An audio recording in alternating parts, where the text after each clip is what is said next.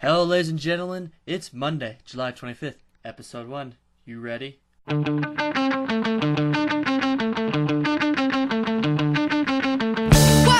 Where? Over there! For me? Kids looking at us like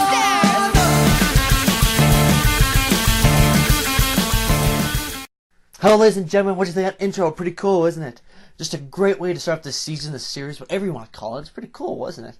So, beginning of episode 1 of Anime Monday, I decided I'm going to choose my top 5 anime series of the 2011 summer season. I narrowed it down from the huge list they had this season and picked it down to 5. So 5 will be my least of the top that I choose, and 1 is going to be my top favorite one. Plus, I'll have a nice little treat for you at the very end. So, let's begin with this listing kind of way. We're going to go with number 5. Now, taking the 5th spot is Ikugu Maro no Kurese. Sorry about the name. This story takes part in the second half of the 19th century as Japanese culture gains popularity in the West. We follow a young Japanese girl by the name of Yoon, who accompanies a French traveler, Oscar, on his trip back to France. Now, Yoon is offered to help in the family's iron workshop, which is owned by Oscar's nephew, Claude. Now, Claude has reluctantly accepted to take care of Yoon, and we learn how these two, who have little in common, get to understand each other and live together in Paris in the 1800s. Now, this is a really wonderful and beautiful anime. The anime itself it relies too much on the cute factor. Now, Yoon is just adorable, but the problem is if they rely too much on the cute factor and have no story behind it, I won't be able to watch it. But we're going to have to see how the season goes, so that's Ikugu Maro no Kurese. At number 4 is Meru Penguin Drum. The story centers around 3 siblings, twin Kamba and Soma, and their ill sisters, Hamaru Takakuruma. Now, Himura passes away after going on a trip with her brothers, but she is miraculously saved by a spirit thriving in a penguin-shaped hat. In return for her extended life, this spirit has asked the twins to search for an item known as the Penguin Drum, and they also are aided by these 3 penguins, which are only visible by the siblings. Now, it's a fun little anime. It's wonderfully drawn. I really love that, and it's weird because the director, I totally forgot his name, but if I'll look it up or not, I'll put his name right here. But the director's done a lot of great films, and I've come to really enjoy him. So that's the reason I'm watching this show. So that's number 4. And number 3 is Sunrise's Sacred 7, which follows Alma Tandoji, an unsociable 17-year-old student who is feared by his schoolmates due to several rumors of his violent behavior. Now, Tandoji is inherited of power caused by a crystal, which is part of the Sacred 7, which fell 17 years ago through meteorites. Now, due to his power, a rich teenage girl and CEO of the Alba Foundation, Ruba Albi, pleads for him to help her fight a mysterious enemy who has recently started causing havoc throughout the land. Between last year's Hero Man and this year's Tiger and Bunny, anime superheroes haven't been really around these past few years.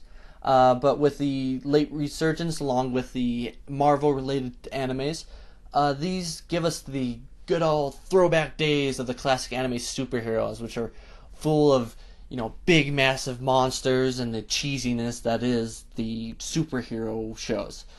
So I really enjoyed this show, and I really love it, and who doesn't enjoy a good action superhero one? And I like what Sunrise comes up with, and I'm going to stick with it for this season. At number 2 is number 6, which follows Sion, a bright teenager living a comfortable and promising life inside the utopia city called Number 6. Now, Number 6 is one of the last remaining city/states after a disastrous war. Now, during his 12th birthday, he meets a teenager named Naizumi, which is called Rat, and is desperately trying to run away from the authorities. For helping a fugitive of the state, Sion is stripped of all his privileges, and 4 years later, he meets up with Naizumi again, where he realizes the secret of Number 6. Now, Number 6 is an interesting series, and I really like it. The only problem I have with it is that Sion's very, very, very, how can I say it? He's not scared of anything, which, he gets really close with Naizumi, really, really close, and towards the end it got kind of weird for me, because they started getting really close. Not kissing like that, they were holding hands. Yeah. But now that I've seen episode 2 and all that, this show seems to be real promising, and I hope to see it through. At number 1 is my top anime series of this season is Usagi Drop. Now, Usagi Drop is about a 30-year-old bachelor named Daikiji who is returning home to his grandfather's funeral, where he discovers his grandfather had an illegitimate child with a younger lover. Now, along with the rest of the family, who is shocked and embarrassed by this surprising development, not one of them wants to take responsibility for Rin, but eventually Daikiji will take responsibility for her. Now, Usagi Drop is a wonderful anime because of the story. It's cute, it's wonderful, but the story I really enjoy. Now, instead of following a teenager who is going from one family to the next and nobody wants him, this follows the 30-year-old bachelor and shows from his point of view as he has to adjust his single life, his bachelor life, and has to adjust it to fit this girl where he has no responsibility, no knowledge of. I really enjoy the show, and I really hope it turns out real well in the end. So, that's my top 5 anime series of this season of the 2011 summer. Now, I promised one surprising treat at the very end, and you're gonna like it. It is my worst anime series of the season, and you're gonna like it. So, at the number 1 spot, there. I don't even care what the name is, but it's right there. Because this anime is just horrible. It was between this anime or Idolmaster, I decided this anime was the worst one ever. Why? Because the main character is a flash of light.